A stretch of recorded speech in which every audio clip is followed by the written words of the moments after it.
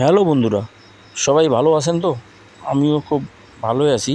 তো প্রতিদিনের মতো আজও আমি চলে আসলাম এক কাস্টমারের বাড়িতে।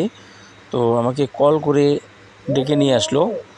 এসে দেখি তো টিভির সিগন্যাল নেই, তার জন্য টিভি চলে না।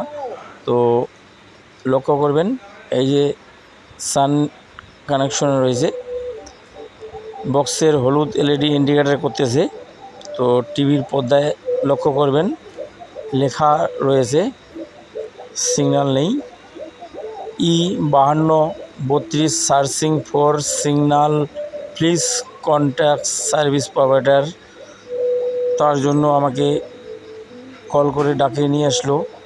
তো এবার আমি সিগন্যাল কেন নেই এটা দেখব। আমি সোজা চলে যাব ডিশ অ্যান্টেনার কাছে, যে ডিশ অ্যান্টেনাটা যেখানে আছে ওখানে যাব।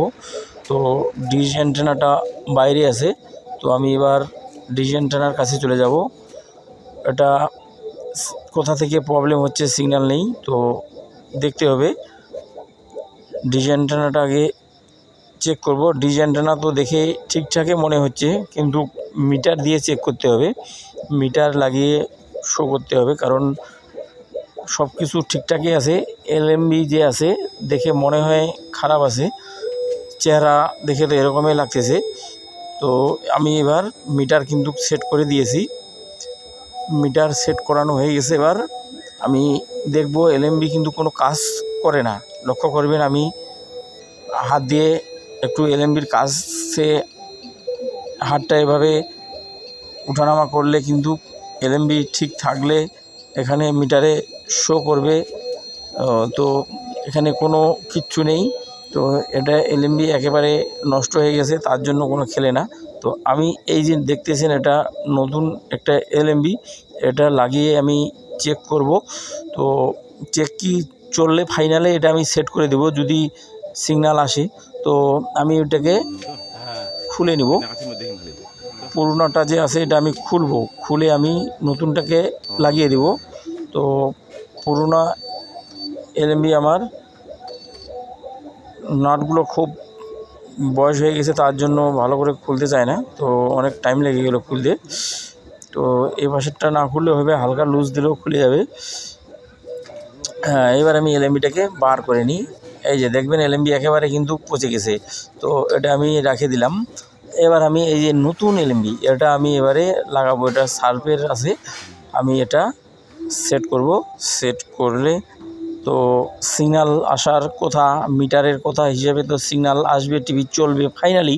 তো আমার এবার স্ক্রুটা যেটা খুলছি এটা আমি একটু টাইট করে নেব। টাইট না করলে তো এলএমবি যদি ঝুলে তাহলে তো চলবে না, লুজ থাকলে চলবে না। তো এলএমবিটাকে আমি ভালো করে কভারটাকে টাইট করে দিলাম। এবার আমি মিটার লাগাবো। মিটার লাগিয়ে আবার হাত দিয়ে দেখব খেলতেছে কি না। এবার দেখো মিটারের কিন্তু ম্যাক্সিমাম শব্দ, এই যে টিভির পর্দায় দেখো এবার একদিন সিগন্যাল চলে এসেছে। তো এবার আমি মিটার আমার খুলে আমি ডাইরেক্ট কানেকশন করে দেব। কানেকশন করলে কিন্তু তো বুঝলেন সিগন্যাল চলে এসছে। তো বন্ধুরা, এখনও যারা আমার চ্যানেলটিকে সাবস্ক্রাইব করেননি, অনুগ্রহ করে চ্যানেলটি সাবস্ক্রাইব করবেন। আর আগে থেকে যারা সাবস্ক্রাইব করে রেখেছেন তাদেরকে অসংখ্য অসংখ্য ধন্যবাদ। আর ভিডিওটি ভালো লাগলে অবশ্যই একটা লাইক করবেন, কারণ আপনার একটা লাইক কিন্তু আমার নেক্সট ভিডিও বানার আগ্রহী বাড়িয়ে দেয়। আমার কিন্তু সব হয়ে গেছে। এবার আমি এলএমবির যে কানেকশন আছে সব সেট করে দিলাম। এবার আমি যাব টিভির এখানে।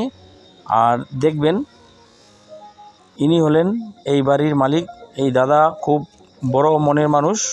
তো বাড়ির চেহারা দেখে তো বুঝলেন। এবার আমি টিভিটাকে রেডি করে চলে যাব। আমি এবার একটা অটো সার্চ করে দেবো। এই যে প্রোগ্রাম সার্চ হচ্ছে, তো এই যে দেখবেন চ্যানেল কিন্তু সার্চিং হচ্ছে। বন্ধুরা, এখনও যারা আমার চ্যানেলটি সাবস্ক্রাইব করেননি, অনুগ্রহ করে চ্যানেলটি সাবস্ক্রাইব করবেন। আর আগে থেকে যারা সাবস্ক্রাইব করে রেখেছেন তাদেরকে অসংখ্য অসংখ্য ধন্যবাদ। আর আপনাদের বাড়িতে কোনো টিভির সমস্যা থাকলে কমেন্টে জানাতে পারেন। এলইডি টিভি, সিআরটি টিভি ডিজি অ্যান্টেনার প্রবলেম কমেন্টে জানাতে পারেন, চেষ্টা করব হেল্প করার। টিভির পর্দায় কিন্তু ছবি চলে এসেছে, লক্ষ্য করবেন।